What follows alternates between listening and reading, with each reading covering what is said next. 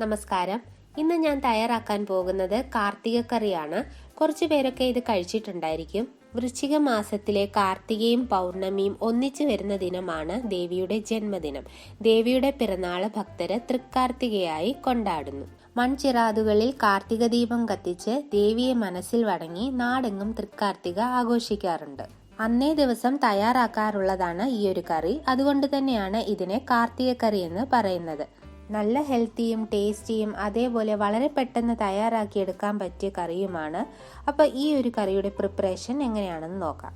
കാർത്തിക കറി ഉണ്ടാക്കാൻ വേണ്ടി ഞാനിവിടെ എടുത്തിട്ടുള്ളത് കുറച്ച് ചേന, ചേമ്പ്, പച്ചക്കായ, കാച്ചില്, ചീമക്കിഴങ്ങ് അതായത് കൂർക്ക. ഇത് എത്ര എടുത്തേക്കുന്നതെന്ന് ഞാൻ പ്രത്യേകിച്ച് അളവൊന്നും പറയുന്നില്ല. എത്രമാത്രം അളവിലാണോ കറി വേണ്ടുന്നത് അതിനനുസരിച്ച് എടുത്താൽ മതി. പിന്നെ എല്ലാം ഏകദേശം ഒരേ സൈസിലൊക്കെ കട്ട് ചെയ്തെടുക്കാൻ നോക്കണം. ആദ്യം കറിയിലേക്ക് ചേർക്കാൻ വേണ്ടിയുള്ള പയർ വേവിച്ചെടുക്കാം. ഞാനിവിടെ 1/2 കപ്പ് വൻപയറാണ് എടുത്തേക്കുന്നത്. വൻപയർ തന്നെ വേണമെന്നില്ല, പകരം ചെറുപയറോ കടലയോ ഏതാണോ നിങ്ങളുടെ കയ്യിൽ അവൈലബിൾ ആയിട്ടുള്ളത് അതെടുത്താൽ മതി. ഞാനിവിടെ 1/2 കപ്പ് വൻപയർ കഴുകി 3 മണിക്കൂർ വെള്ളത്തിലിട്ട് വെച്ചു.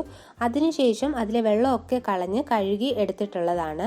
ഇനി ഇതിലോട്ട് കുറച്ച് വെള്ളവും ഉപ്പും കൂടി ചേർത്ത് അടച്ചു വെച്ച് വേവിക്കണം.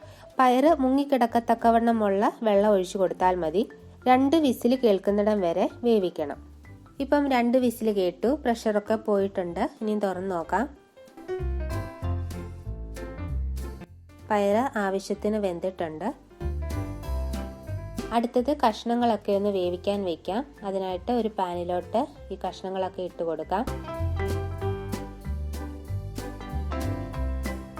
ഇതിലോട്ട് 1 ടീസ്പൂൺ മഞ്ഞൾപ്പൊടിയും 1 ടീസ്പൂൺ മുളക് പൊടിയും ഇട്ട് നന്നായിട്ട് ഇളക്കി കൊടുക്കാം.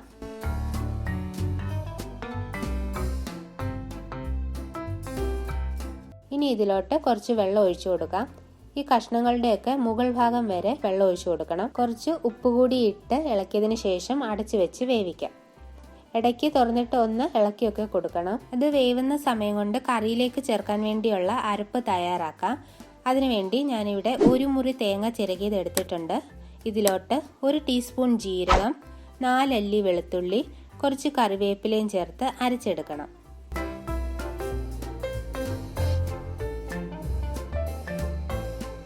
കുറച്ച് വെള്ളം കൂടി ഒഴിച്ചു കൊടുത്തിട്ട് വേണം അരച്ചെടുക്കാൻ. അപ്പം ദേ അരപ്പ് റെഡി ആയിട്ടുണ്ട്.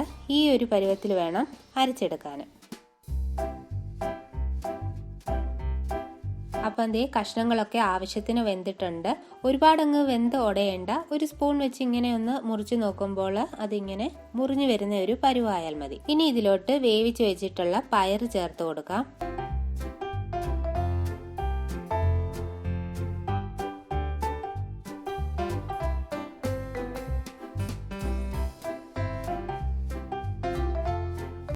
അടുത്തത് തയ്യാറാക്കി വെച്ചിട്ടുള്ള അരപ്പ് ചേർത്ത് കൊടുക്കാം.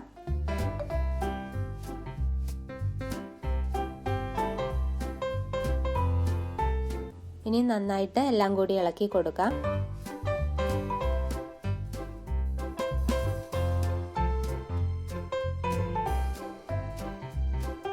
ടേസ്റ്റ് നോക്കിയിട്ട് ഉപ്പ് ആവശ്യമുണ്ടെങ്കിൽ ഉപ്പ് ചേർത്ത് കൊടുക്കണം.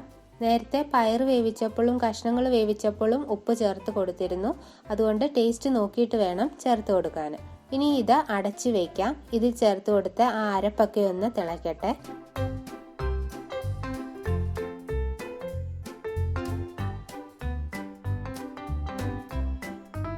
അപ്പം ദേ കറി റെഡി ആയിട്ടുണ്ട്. ഇനി ഇതിലേക്ക് കടുക് വറുത്തിടാം.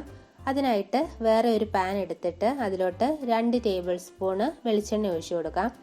വെളിച്ചെണ്ണ തന്നെ എടുക്കുന്നതാണ് നല്ലത്. കാരണം നാടൻ കറികൾക്കൊക്കെ ടേസ്റ്റ് കൂട്ടാൻ വെളിച്ചെണ്ണ യൂസ് ചെയ്യുന്നതാണ് നല്ലത്. എണ്ണ ചൂടാവുമ്പോൾ അതിലോട്ട് 1/2 ടീസ്പൂൺ കടുക്, 3 വറ്റൽമുളക്, കുറച്ച് കറിവേപ്പില, പിന്നെ 2 സ്പൂണ് തേങ്ങ ചിരകിയത് കൂടി ഇട്ട് കൊടുക്കണം. ഫ്ലെയിം വളരെ കുറച്ച് വെച്ചിട്ട് വേണം ചെയ്യാൻ, അല്ലെങ്കിൽ തേങ്ങയൊക്കെ പെട്ടെന്ന് കരിഞ്ഞു പോകും. ഈ തേങ്ങ ബ്രൗൺ ഷെയ്ഡ് ആവുന്നിടം വരെ ഇങ്ങനെ ഇളക്കി കൊടുത്തോണ്ടേ ഇരിക്കണം. ഇപ്പം ദേ തേങ്ങയൊക്കെ ബ്രൗൺ ഷെയ്ഡ് ആയിട്ടുണ്ട്. ഇനി ഫ്ലെയിം ഓഫ് ചെയ്തതിന് ശേഷം ഇത് കറിയിലേക്ക് ഒഴിച്ചു കൊടുക്കാം.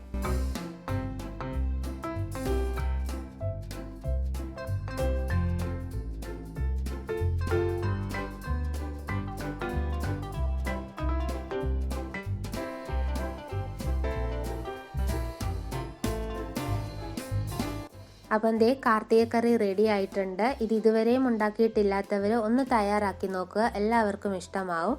അപ്പോൾ ഇന്നത്തെ വീഡിയോ എല്ലാവർക്കും ഇഷ്ടമായെന്ന് വിചാരിക്കുന്നു. ഇഷ്ടമായെങ്കിൽ ലൈക്ക് ചെയ്യാനും ഷെയർ ചെയ്യാനും മറക്കരുത്. പിന്നെ ചാനൽ ഇതുവരെയും സബ്സ്ക്രൈബ് ചെയ്തിട്ടില്ലെങ്കിൽ ഒന്ന് സബ്സ്ക്രൈബ് കൂടി ചെയ്തേക്കണേ. താങ്ക്